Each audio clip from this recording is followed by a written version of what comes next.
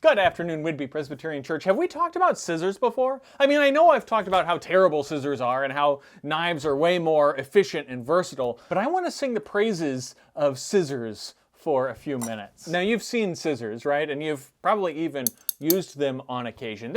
They're pretty simple, just two blades that slide together and cut stuff. How's that for a definition of scissors? But look closely for a minute because they're a little more complex than they let on. Grab some if you don't believe me. They have curved blades. Have you ever noticed that? Especially old ones like this. They have curved blades because that keeps them aligned and hitting in one singular place as they close all the way along the blade.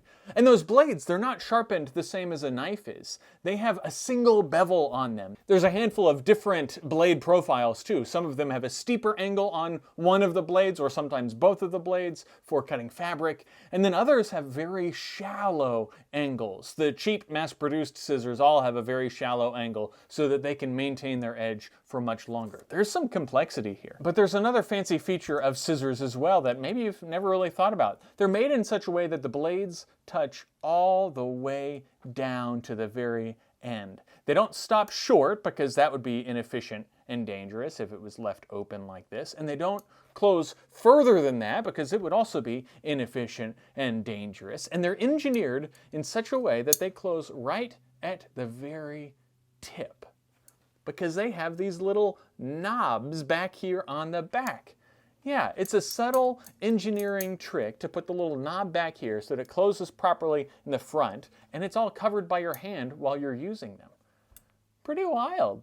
And that screw that acts like a hinge, it has to be tightened just right. You've probably used scissors with too loose a screw, or tried to anyway. It won't cut anything. Paper just goes sideways between the blades. And too tight, well, they won't close at all, or worse, you might even get a nick in the blade. By the way, part of the reason that knives are just so superior is how simple they actually are. There are very few things that can go as wrong as they can with scissors, but that's not really the point of this video. No, scissors appear simple. We use them all the time. We don't think about them. They're cheap. They're everywhere. They're very simple. And yet they're really deeply complex. They're deceptively simple. That's something I've been thinking about them. They're deceptively simple. And that is just about the opposite of the gospel.